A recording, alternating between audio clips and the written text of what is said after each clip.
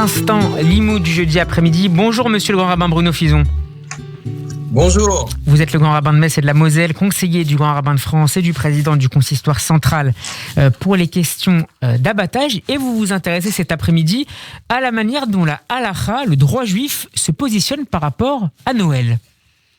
Eh oui, effectivement. Alors, c'est un phénomène récent, c'est-à-dire un siècle que les Juifs ont commencé à comment dirais-je, se faire influencer, notamment en Allemagne, où il y avait une pratique très curieuse. On appelait ça Weih Hanouka, c'est la contraction de Weihnachten, la nuit de Noël, et Hanouka, donc la fête de Hanouka, où les Juifs allemands, qui voulaient être plus allemands que les Allemands, avec un souffle de la réforme très importante, du judaïsme réformé libéral, prônaient sombre de coutumes. Par exemple, on allait décorer avec un arbre, pas forcément un sapin, ou alors on s'offrait des cadeaux. Ou encore, on faisait intervenir pour donner les cadeaux le Hanouka Mensch, c'est-à-dire le monsieur Hanouka.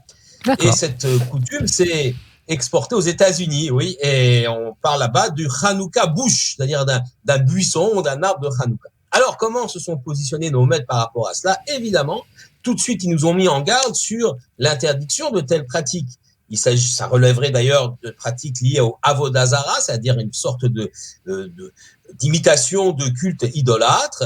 Et donc, évidemment, sapin, Hanouka Men, tout cela sont proscrits. Alors, des questions se posent. Est-ce que, par exemple, on pourrait aller dans un marché de Noël pour faire nos achats ? Ouais. Et là, les rabbins sont déjà en discussion. Les marchés de Noël existent depuis très longtemps. Si on regarde, par exemple, un auteur comme le Réma au XVIe siècle, il dit oui, s'il y a moyen de faire du business, d'acheter des choses, de vendre, on pourrait.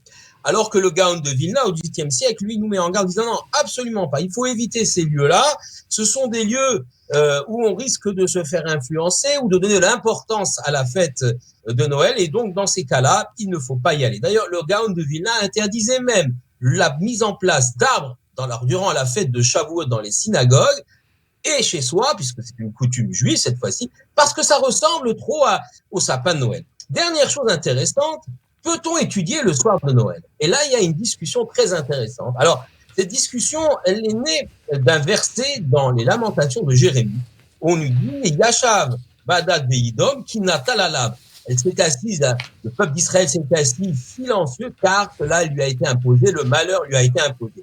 Il y a un jeu de mots sur le mot natal, imposé, et natal en latin, c'est la fête de la natalité, du natal de la naissance, c'est-à-dire Noël, Christmas, Weihnachten dans toutes les langues. Oui. Et donc, il y a pour certains, notamment le Khatam Sofer, Rabbi Moshe Schreiber, qui a vécu à Presbourg, Bratislava, et qui est mort en 1839, il nous explique qu'il y a une forme d'avélout, de deuil ce soir-là, et un endeuillé n'étudie pas la Torah. Donc ça serait un petit Tisha B'Av d'une certaine manière ? Un genre de petit Tisha B'Av, c'est-à-dire depuis la Shkia, du coucher du soleil jusqu'à la nuit, jusqu'à minuit, il faudrait s'abstenir d'étudier. D'autres pensent qu'effectivement, cette abstention d'études, eh bien, est liée à ce qu'on appelle un cheshbon hanefesh. On doit réfléchir pourquoi une telle chose est arrivée, pourquoi un juif finalement, ou des juifs à cette époque-là, ont dérivé et ont créé autre chose. D'autres parlent de force de Touma, de force d'impureté. Et le 5e rabbi de Lubavitch, le rabbi Rachab, rabbi Dovber Schneerson, explique que c'est une raison très pragmatique finalement. Ce soir-là, on doit fermer les synagogues, on doit fermer les lieux d'études parce que il n'est pas bon qu'un juif se promène dans la rue à ce moment-là. On ne sait pas, les gens peuvent nous en vouloir, il peut y avoir des tentatives de pogrom, et donc ils ne vont pas provoquer et s'abstenir de cela. Et dans le monde chassidique, effectivement, on s'abstient d'étudier ces soirs-là, et certains même jouent aux cartes.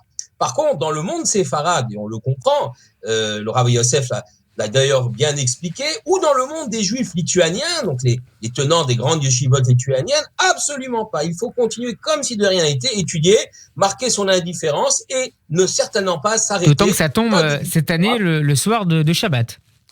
Alors, pas de problème, on pourra aller à la synagogue, on pourra manger notre repas de Shabbat, on pourra effectivement chanter nos zmirot comme tous les autres Shabbatot sans aucun problème. Et je voudrais donc souhaiter un très très bon Shabbat Shalom à l'un et à l'autre. Alors après, à savoir quel sera le menu, est-ce qu'on a le droit de manger de la dinde au marron ? la question reste posée. Merci beaucoup, monsieur le rabbin Bruno Fison. C'était une nouvelle fois passionnant. Je rappelle le titre de votre dernier livre paru aux éditions Transmettre. Et Dieu créa l'animal. Shabbat Shalom.